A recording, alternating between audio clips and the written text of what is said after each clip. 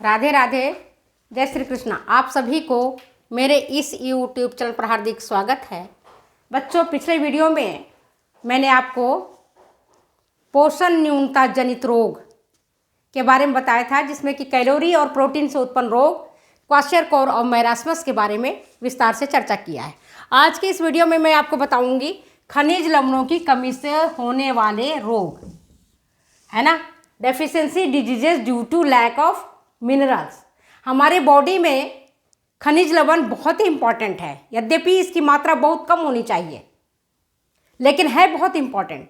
अगर हमारे बॉडी में खनिज लवण नहीं रहेगा, जैसे copper, calcium, phosphorus, iodine, manganese, magnesium, तो इन सब के कारण, इन सब की अगर कमी हमारी बॉडी में हो जाता है तो हम किन्हीं न किन्हीं रोग से ग्रसित हो जाते हैं, हम परेशान हो जाते हैं उन रोगों से।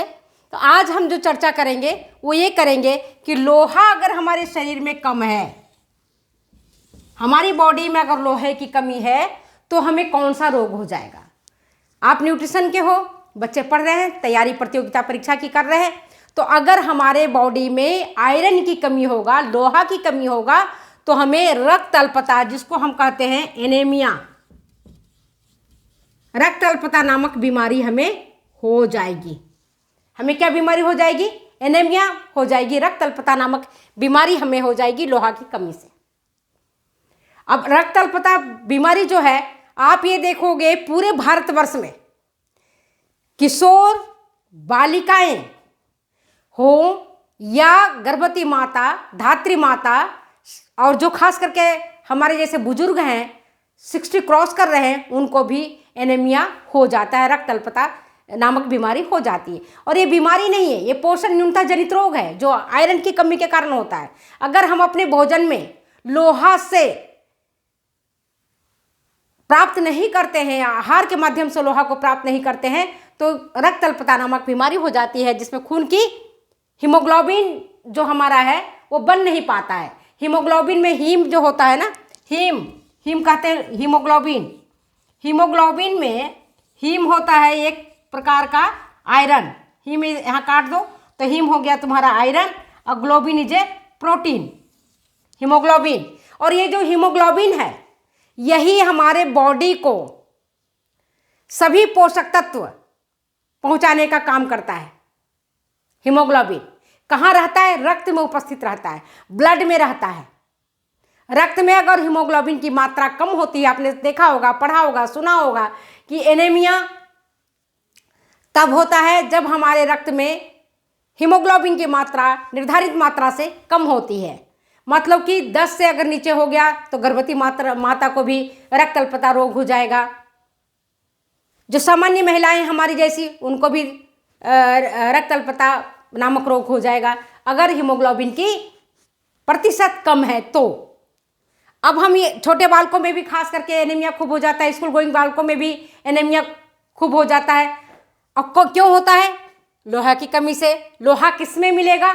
आप अगर देखोगे लोहे की, तो जिस एक व्यक्ति, जो नौजवान व्यक्ति है, अगर उसका वजन 70 किलोग्राम है तो उसके बॉडी में 4 से 5 ग्राम ही लोहा मिलता है।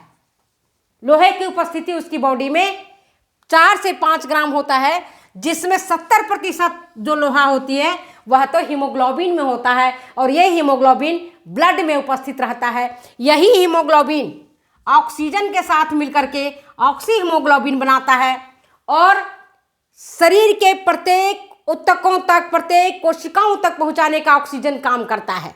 कौन काम करता है? ये हीमोग्लोबिन करते हैं, ऑक्सीजन के साथ मिलकर के ऑक्सी हीमोग्लोबिन बनाता है। 4% तक तो जो लोहा रहता है वह मसल्स में उपस्थित रहता है, पेशियों में उपस्थित रहता है। कहाँ रहता है? हमारी पेशियों में उपस्थित रहता है। और 70% तक हमारा रक्त के हीमोग्लोबिन में उपस्थित रहता है। और ये बहुत ही इंपॉर्टेंट है। अगर ऑक्सीजन हमारी बॉडी को नहीं पहुंचाया जाए तो जो हमारी सेल्स हैं, हमारी जो टिश्यूज हैं, सेल्स हैं, वो मरने लग जाते हैं। और रक्त अल्पता, जो खून की कमी के कारण, अल्पता जानते हो कम है, रक्त मतलब कम है, तो रक्त कम नहीं है, रक्त में हीमोग्लोबिन की प्रतिशत कम है, मात्रा कम है, जितना होना चाहिए उससे कम है। तो 4% तक तो मसल्स में रहता है, 70% तक हीमोग्लोबिन में रहता है, और कुल वजन का 4 से 5 ग्राम लोहा ही उपस्थित रहता है। इतना आप याद रख लो। इसके बाद अब हम ये देखेंगे कि लोहा मिलता किस में, कहाँ से लोहा हम खाएं।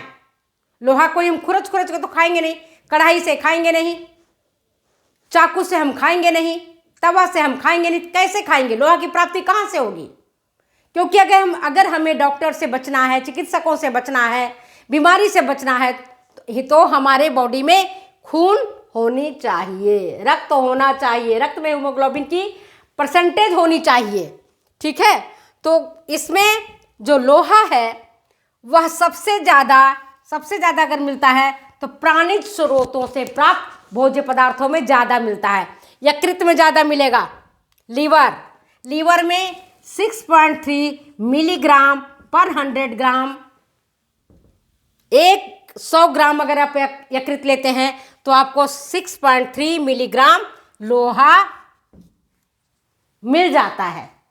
इसके बाद मांस में 2.5 मिलीग्राम, मछली में 2.3 ग्राम, और अंडे की जो पीला भाग होता है जिसको हम जर्दी बोलते हैं, अंडे की जिसको जर्दी बोलते हैं, पीला भाग बोलते हैं, उसमें 2.1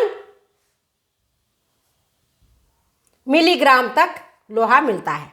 अब जो उसका जो सर्वोत्कृष्ट साधन मैंने आपको बताया कि प्राणिज भोज्य स्रोतों में लोहा मिलता है, लेकिन याद रखना कि प्राणिज भोज्य स्रोत से अगर दूध है तो दूध में लोहा नहीं मिलेगा।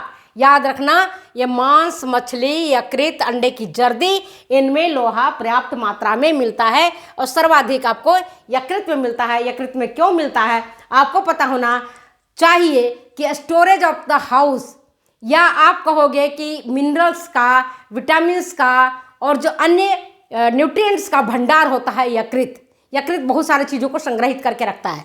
तो यकृत का अगर आप खाते हैं, लेते हैं यकृत को, लीवर को खाते हैं, तो सबसे ज़्यादा आपको लोहा प्राप्त होगा।